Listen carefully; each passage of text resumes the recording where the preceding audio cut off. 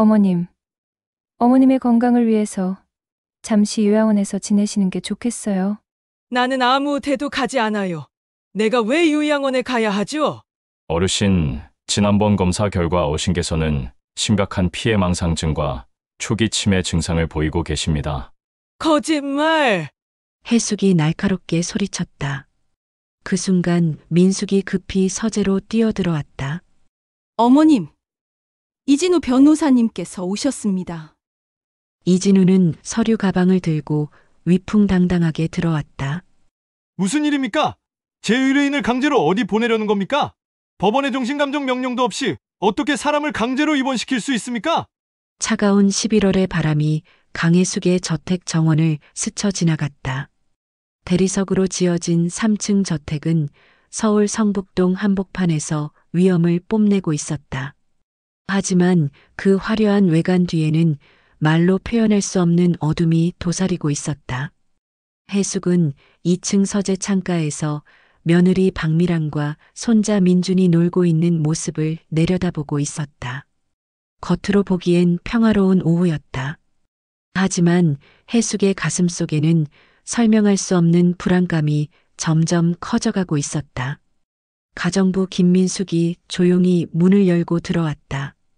어머님, 차 가져왔습니다. 민숙은 20년 동안 이 집을 지켜온 충직한 사람이었다. 해숙은 민숙의 목소리에서 평소와 다른 미묘한 떨림을 감지했다. 민숙 씨, 무슨 일 있어요? 어머님, 말씀드려야 할지 모르겠지만 며느님께서 요즘 이상한 전화를 자주 받으세요. 민숙의 말이 끊겼다. 복도에서 미란의 발소리가 들렸기 때문이다. 그녀는 환한 미소를 지으며 서재로 들어왔다. 어머님, 민준이가 할머니 보고 싶대요. 미란의 목소리는 꿀처럼 달콤했다. 하지만 해숙은 그 미소 뒤에 숨겨진 차가운 시선을 놓치지 않았다. 며느리의 눈동자에는 계산된 무언가가 서려 있었다. 해숙은 손자를 보기 위해 아래층으로 내려갔다. 민주는 그녀를 보자마자 달려와 안겼다. 하지만 이상했다. 아이를 안는 순간 해숙은 묘한 위화감을 느꼈다. 아들 준호의 채취가 나지 않았다. 아이의 얼굴을 자세히 들여다보니 준호와 닮은 구석이 하나도 없었다. 그날 밤 해숙은 잠을 이룰 수 없었다. 1년 전 아들의 죽음이 자꾸만 떠올랐다. 교통사고라고 했다. 하지만 평소 운전을 조심하던 준호가 그렇게 갑작스럽게 사고를 당한다는 것이 석연치 않았다. 그리고 며느리의 반응도 이상했다. 남편이 죽었는데도 눈물 한 방울 흘리지 않았다. 며칠 후 해숙은 이진우 변호사를 만났다. 그는 30년 동안 강씨 가문의 법률 문제를 담당해온 신뢰할 수 있는 사람이었다. 변호사님, 부탁이 있습니다. 민준이의 유전자 검사를 해주세요. 아무도 모르게요. 이진우는 놀란 표정으로 해숙을 바라봤다. 사모님, 무슨 말씀이십니까? 확신은 없어요. 하지만 확인해야겠어요. 할머니의 직감이라고 할까요? 해숙의 목소리는 단호했다. 이진우는 고개를 끄덕였다. 한편 미라는 자신의 방에서 누군가와 통화 중이었다. 계획대로 진행하세요. 다음 주까지 모든 서류를 준비해 놓으라고요. 그 노파를 정신병원에 보내는 게 생각보다 쉽지 않네요. 하지만 방법은 있어요. 문 밖에서 이 대화를 엿듣고 있던 민숙은 가슴이 철렁 내려앉았다. 그녀는 조용히 자리를 떠나 해숙의 방으로 향했다. 어머님, 큰일입니다. 민숙은 숨을 헐떡이며 방으로 들어왔다. 해숙은 침착하게 민숙의 이야기를 들었다. 며느리가 자신을 정신병원에 보내려 한다는 사실을 알게 된 순간 해숙의 눈빛이 날카롭게 변했다. 역시 그랬군요. 민숙 씨, 이제부터 며느리의 행동을 주의 깊게 지켜봐 주세요. 다음 날 아침 이상한 일이 벌어졌다. 해숙이 평소와 같이 아침 식사를 하려는데 갑자기 어지럼증이 느껴졌다. 손이 떨리고 시야가 흐려졌다. 미란이 급히 달려와 그녀를 부축했다. 어머님, 괜찮으세요? 제가 병원에 모셔다 드릴게요. 해숙은 정신을 차리려 애썼다. 그 순간 그녀는 깨달았다. 차에 뭔가 탔다는 것을. 며느리가 자신의 음식에 약을 탄 것이다. 병원에 도착하자 미란이 준비해둔 정신과 의사 정우진이 기다리고 있었다. 그는 해숙을 진찰하는 척하며 이상한 질문들을 쏟아냈다. 어르신, 요즘 환청이 들리시나요? 누가 자신을 해치려 한다는 생각이 드시나요? 해숙은 의사의 의도를 간파했다. 이것은 함정이었다. 그녀가 피해망상증이 있다는 진단을 내리기 위한 각본이었다. 전혀요. 저는 아주 정상입니다, 선생님. 하지만 미라는 이미 의사에게 거액을 지불한 상태였다. 정우진은 차트에 무언가를 적기 시작했다. 그날 저녁 해숙은 이진우에게 긴급 연락을 했다. 변호사님, 시간이 없습니다. 며느리가 저를 정신병원에 보내려고 해요. 유전자 검사 결과는 언제 나옵니까? 3일 후면 나옵니다, 사모님. 그때까지 버티셔야 합니다. 전화를 끄는 해숙은 깊은 한숨을 내쉬었다. 창밖으로 보이는 정원에는 어둠이 깔리고 있었다. 그녀는 아들의 사진을 꺼내 들었다. 준우야, 엄마가 반드시 진실을 밝혀낼게. 해숙의 눈에서 차가운 결기가 빛났다. 68년을 살아온 그녀의 인생에서 가장 큰 싸움이 시작되었다. 3일이 지났다. 이진우 변호사가 봉인된 봉투를 들고 해숙의 서재로 찾아왔다. 그의 표정은 무거웠다. 사모님, 민준이는 준호 씨의 친아들이 아닙니다. 유전자 일치율이 0%입니다. 이진우의 말에 해숙은 눈을 감았다. 예상했던 일이었지만 현실로 마주하니 가슴이 무너져 내리는 것 같았다. 그럼 저 아이는 대체 누구란 말입니까? 사립탐정을 고용해서 조사해 보겠습니다. 이진우는 한재석 탐정의 명함을 건넸다. 바로 그날 오후 미란이 2명의 남자를 데리고 집에 나타났다. 한 명은 정신과 의사 정우진이었고 다른 한 명은 법원 직원으로 보이는 사람이었다. 어머님, 어머님의 건강을 위해서 잠시 요양원에서 지내시는 게 좋겠어요. 나는 아무데도 가지 않아요. 내가 왜 요양원에 가야 하죠? 정우진이 나섰다. 어르신, 지난번 검사 결과 어르신께서는 심각한 피해망상증과 초기 치매 증상을 보이고 계십니다. 거짓말. 해숙이 날카롭게 소리쳤다. 그 순간 민숙이 급히 서재로 뛰어들어왔다. 어머님, 이진우 변호사님께서 오셨습니다. 이진우는 서류 가방을 들고 위풍당당하게 들어왔다. 무슨 일입니까? 제 의뢰인을 강제로 어디 보내려는 겁니까? 법원의 정신감정 명령도 없이 어떻게 사람을 강제로 입원시킬 수 있습니까? 이진우의 논리정연한 반박에 미란 일행은 물러날 수밖에 없었다. 그날 밤 한재석 탐정이 해숙을 찾아왔다. 50대 중반의 그는 날카로운 눈빛을 가진 사람이었다. 사모님 박미란 씨는 결혼 전 신분을 위조한 전력이 있습니다. 그녀의 본명은 최은지입니다. 해숙은 놀라움을 감추지 못했다. 더 충격적인 사실은 민준이라는 아이가 고아원 출신이라는 겁니다. 박미란이 5년 전에 불법으로 입양한 아이입니다. 뭐라고요? 그녀는 처음부터 계획적으로 강 씨 가문에 접근했습니다. 가짜 아들을 데리고 준호 씨에게 접근해서 결혼까지 한 겁니다. 한재석은 더 충격적인 증거를 내놓았다. 그리고 준호 씨의 사고에 대해서도 조사했습니다. 사고 당일 차량의 브레이크 계통에 문제가 있었다는 정비소 직원의 증언을 확보했습니다. 누군가 고의로 조작했을 가능성이 큽니다. 해숙은 두 손으로 얼굴을 감쌌다. 사모님, 박미라는 준호 씨가 진실을 알아차리기 전에 그를 제거한 것으로 보입니다. 내 아들을 죽였단 말이야?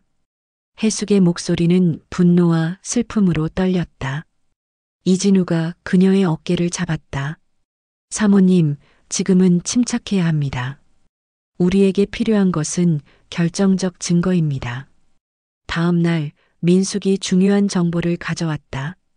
그녀는 미란의 방을 청소하다가 숨겨진 휴대폰을 발견한 것이다. 어머님, 이 전화기에 이상한 문자들이 있어요. 민숙이 건넨 휴대폰을 확인한 해숙은 경악했다. 미란과 정우진의 대화 내용이 고스란히 남아 있었다. 더 충격적인 것은 준호의 사고와 관련된 메시지도 있었다. 차량 정비 완료. 브레이크 라인 조작. 내일 출발하면 고속도로에서 사고 날 겁니다. 해숙의 손이 떨렸다. 이것이 증거였다. 며느리가 아들을 계획적으로 살해한 증거. 변호사님, 경찰에 신고해야 합니다. 하지만 이진우는 신중한 표정이었다. 사모님, 이 증거만으로는 부족합니다. 우리에게는 더 확실한 증거가 필요합니다. 그날 밤 해숙은 며느리와 마주 앉았다. 저녁 식사 자리였다. 미란 씨, 당신이 원하는 게 뭡니까? 해숙이 직설적으로 물었다. 미란은 잠시 당황하는 듯 했지만 곧 냉소를 띤 미소를 지었다. 연기 그만하세요. 나는 다 알고 있어요. 민준이가 내 손자가 아니라는 것도, 당신이 내 아들을 죽였다는 것도. 미란의 얼굴에서 가면이 벗겨졌다. 그녀는 더 이상 착한 며느리를 연기하지 않았다. 알고 계셨군요. 그럼 일이 쉬워지네요. 어머님, 순순히 정신병원에 들어가세요. 만약 거부한다면? 거부할 수 없을 겁니다. 이미 법원에 어머님의 정신감정 신청을 했거든요. 두 사람의 시선이 공중에서 부딪혔다. 보이지 않는 전쟁이 시작되었다. 법원의 정신감정 명령이 내려졌다. 미란이 제출한 서류들은 완벽했다. 해숙은 사면 초가에 몰렸다. 사모님, 정신감정은 피할 수 없습니다. 하지만 우리가 선택할 수 있는 감정인은 따로 있습니다. 이진우는 신뢰할 수 있는 정신과 의사를 섭외했다. 서울대 병원의 권위자인 박준영 교수였다. 감정 당일 해숙은 침착하게 모든 질문에 답했다. 박준영 교수는 그녀의 명석함에 놀랐다. 어르신, 제가 보기에 어르신은 정신적으로 매우 건강하십니다. 피해망상증이나 치매의 징후는 전혀 보이지 않습니다. 이 소식에 미라는 당황했다. 그녀는 더 과격한 방법을 동원하기로 결심했다. 며칠 후 해숙이 외출했을 때 집에 화재가 발생했다. 다행히 민숙이 빨리 발견해서 큰 피해는 없었지만 화재 원인은 의심스러웠다. 이것도 미란의 짓이었다. 한재석 탐정은 계속해서 증거를 수집하고 있었다. 그는 준호의 사고 당일 정비소 CCTV 영상을 확보했다. 영상에는 정비사로 위장한 한 남자가 준호의 차량에 접근하는 모습이 찍혀 있었다. 이 남자를 추적했습니다. 그는 조직폭력배 출신으로 돈만 주면 무슨 일이든 하는 청부업자입니다.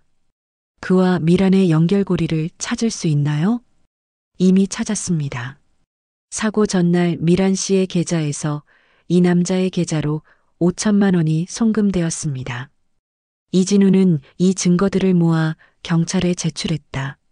하지만 경찰의 반응은 미온적이었다. 답답한 상황이 계속되는 가운데 예상치 못한 제보가 들어왔다. 미란의 옛 동료라는 여자가 나타난 것이다. 저는 미란과 10년 전에 같은 나이트클럽에서 일했던 사람입니다. 그녀는 그때부터 부자 남자를 노리고 있었어요.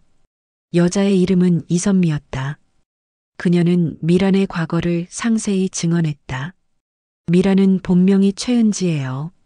그녀는 빚에 쪼들리다가 어느 날 고아원에서 아이를 불법으로 데려왔어요. 한재석은 즉시 고아원을 찾아갔다. 5년 전의 기록을 뒤진 결과 민준이의 본명은 김민준이었고 그의 어머니는 10대 미혼모였다는 사실이 밝혀졌다. 이 증거를 확보한 해숙은 드디어 반격에 나섰다.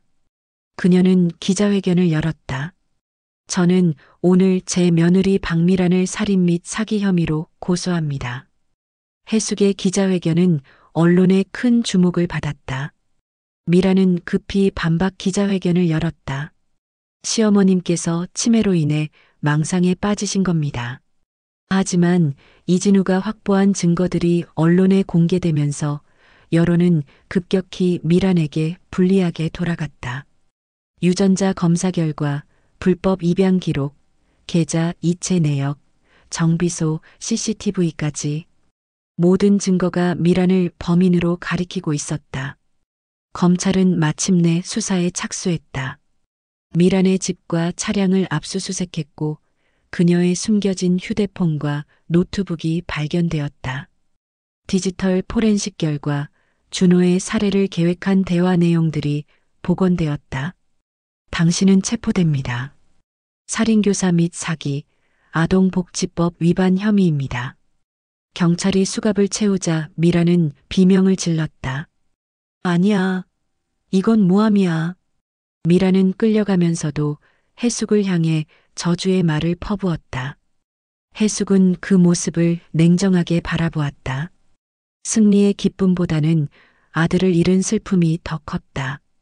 민주는 아동보호시설로 인계되었다. 재판 날짜가 잡혔다. 서울중앙지방법원 417호 법정. 방청석은 이른 아침부터 사람들로 가득 찼다. 해숙은 증인석에 앉아 있었다. 그녀의 눈앞에는 죄수복을 입은 미란이 있었다. 증인은 피고인 박미란과 어떤 관계입니까? 검사의 질문에 해숙은 침착하게 대답했다. 제 며느리였습니다. 고인이 된 제 아들 강준호의 아내였습니다.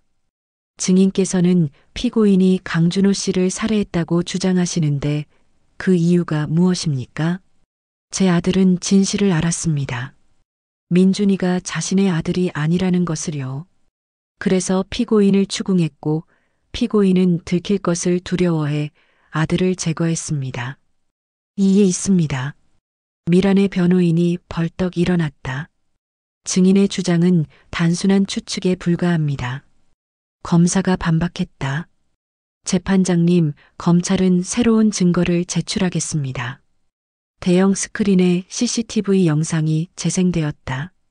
정비소에서 한 남자가 준호의 차량 밑으로 기어들어가는 모습이었다. 이 남자는 조직폭력배 출신 김태식입니다. 그는 이미 검찰에 자백했습니다. 피고인으로부터 5천만 원을 받고 차량의 브레이크를 조작했다고요. 검사의 말에 미란의 얼굴이 하얗게 질렸다. 피고인의 계좌 이체 기록이 있고 김태식의 자백과도 일치합니다. 더불어 피고인의 휴대폰에서 복원된 메시지도 있습니다. 스크린에 문자 메시지 내용이 떴다. 내일 고속도로에서 사고 날 것. 깨끗하게 처리하라. 방청석이 술렁였다. 미라는 자리에서 벌떡 일어났다. 거짓말이야. 저건 조작이라고. 검사는 계속해서 증거를 제시했다. 민준이의 불법 입양 기록, 미란의 신분 위조 사실, 그리고 정우진과의 공모 녹취록까지. 다음 증인으로 민숙이 나왔다. 저는 피고인이 어머님의 음식에 약을 타는 것을 목격했습니다. 그리고 어머님을 정신병원에 보내려고 모의하는 전화도 들었습니다. 민숙의 증언 후 정신과 의사 정우진도 증인으로 소환되었다. 피고인은 저에게 1억 원을 주며 강혜숙 씨를 정신병자로 진단해달라고 요청했습니다. 저는 돈에 눈이 멀어 그 제안을 받아들였습니다. 이진우 변호사가 마지막 증거를 제출했다. 재판장님, 이것은 피고인이 다른 남성과 나눈 대화 녹음입니다. 스피커에서 미란의 목소리가 흘러나왔다. 민준이를 이용해서 강씨 집안에 들어갔어. 그 바보 같은 준호는 아이가 자기 친자식인 줄 알아. 이제 그 노파만 처리하면 1,000억이 다 내 거야. 녹음이 끝나자 법정은 정적에 휩싸였다. 미라는 완전히 무너졌다. 휴정 후 해숙은 복도에서 잠시 쉬고 있었다. 그때 미란이 호송되어 지나갔다. 두 사람의 눈이 마주쳤다. 당신 때문에 내 인생이 망가졌어요. 당신이 스스로 망가뜨린 거예요. 욕심이 과했어. 그 돈은 원래 내 거였어야 해. 행복은 다른 사람의 불행 위에 세워지는 게 아니에요. 당신은 내 아들을 죽였어. 그 죄는 영원히 지워지지 않아. 최종 변론 날 검사는 무기징역을 구형했다. 피고인 박미라는 치밀한 계획하에 남편을 살해하고 시어머니마저 제거하려 했습니다. 판결날 재판장이 엄숙하게 선고했다. 피고인 박미란에게 살인교사죄로 무기징역을 선고한다. 미라는 그 자리에서 기절했다. 해숙은 조용히 법정을 나섰다. 법정 밖에서 기자들이 몰려들었다. 사모님, 지금 기분이 어떠십니까? 해숙은 잠시 생각하다가 천천히 입을 열었다. 승리가 아닙니다. 제 아들은 돌아오지 않으니까요. 다만 정의는 실현되었다고 생각합니다. 그녀는 더 이상 말을 잇지 않고 차에 올랐다. 집으로 돌아가는 차 안에서 해숙은 창밖을 바라보았다. 하늘에는 먹구름이 걷히고 햇살이 비치기 시작했다. 판결이 확정된 지 2달이 흘렀다. 겨울이 지나고 이른 봄이 찾아왔다. 해숙의 저택 정원에는 매화꽃이 피어나기 시작했다. 해숙은 아들 준호의 묘 앞에 서 있었다. 그녀는 한 손에 하얀 국화꽃을 들고 있었다. 준호야, 엄마가 해냈어. 내 억울함을 풀어줬어. 해숙의 목소리는 떨렸다. 그녀는 무릎을 꿇고 묘비를 어루만졌다. 그 여자는 이제 평생 감옥에서 살게 될 거야. 눈물이 볼을 타고 흘러내렸다. 아무리 정의가 실현되어도 아들은 돌아오지 않았다. 어머님, 뒤에서 이진우의 목소리가 들렸다. 해숙은 눈물을 닦고 일어났다. 변호사님, 민준이는 어떻게 되었나요? 좋은 가정에 입양되었습니다. 서울에서 초등학교 교사를 하는 부부인데 아이가 없어서 오랫동안 입양을 원했던 분들입니다. 그나마 다행이네요. 그 아이도 피해자니까요. 해숙은 한숨을 내쉬었다. 민주는 어른들의 욕망에 이용당한 무고한 아이였다. 사모님, 그리고 미란의 공범들도 모두 처벌받았습니다. 정우진은 의사 면허가 박탈되고 3년형을 받았고 차량을 조작한 김태식은 7년형을 받았습니다. 해숙은 고개를 끄덕였다. 모든 악인들이 대가를 치렀다. 며칠 후 해숙은 민숙과 함께 저택을 정리하기 시작했다. 미란이 사용했던 방의 물건들을 모두 치우고 준호의 방은 그대로 보존하기로 했다. 어머님, 이건 어떻게 할까요? 민숙이 준호의 일기장을 들고 있었다. 해숙은 그것을 받아들었다. 해숙은 떨리는 손으로 일기장을 펼쳤다. 준호의 필체가 그대로 남아 있었다. 2024년 9월 15일. 오늘 민준이의 유치원 선생님이 이상한 말을 했다. 민준이가 나를 전혀 안 닮았다고. 다음 장을 넘겼다. 2024년 9월 20일. 미란을 추궁했다. 그녀는 결국 인정했다. 민준이가 내 친아들이 아니라는 것을. 마지막 장이었다. 2024년 9월 23일. 미란이 이혼하자고 했다. 하지만 나는 법적으로 대응하겠다고 했다. 내일 변호사를 만나러 가야지. 그 다음 날이 준호가 사고를 당한 날이었다. 해숙은 일기장을 꼭 껴안았다. 아들은 진실을 알고 있었다. 그리고 그것 때문에 목숨을 잃었다. 준호야, 미안해. 엄마가 더 일찍 눈치챘어야 했는데. 민숙이 해숙의 어깨를 감싸 안았다. 두 사람은 한동안 말없이 울었다. 시간이 흐르면서 해숙은 조금씩 일상을 회복해 갔다. 그녀는 아들을 기리기 위해 재단을 설립하기로 했다. 강준호 기념재단. 불법 입양과 아동학대를 방지하고 고아들에게 교육 기회를 제공하는 재단입니다. 이진우가 준비한 서류를 보며 해숙은 고개를 끄덕였다. 아들의 이름으로 선한 일을 하는 것, 그것이 그를 기리는 최선의 방법이었다. 재단 설립 발표의 날, 해숙은 많은 기자들 앞에 섰다. 저는 개인적인 비극을 겪었습니다. 하지만 이 비극이 헛되지 않게 하고 싶습니다. 민준이 같은 아이들이 어른들의 욕심에 이용당하지 않도록 돕고 싶습니다. 기자회견이 끝난 후 한 여성이 해숙에게 다가왔다.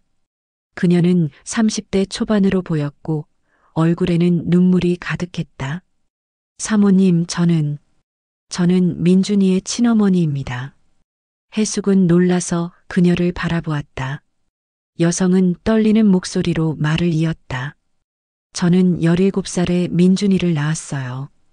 키울 형편이 안 돼서 고아원에 보냈는데 박미란이라는 사람이 불법으로 데려갔다는 걸 뒤늦게 알았습니다. 지금 민준이는 좋은 가정에 입양되었어요. 행복하게 지내고 있습니다. 여성은 안도의 한숨을 내쉬었다. 감사합니다. 행복하다니 다행입니다. 해숙은 그녀의 손을 잡았다. 당신도 피해자예요. 스스로를 너무 책망하지 마세요.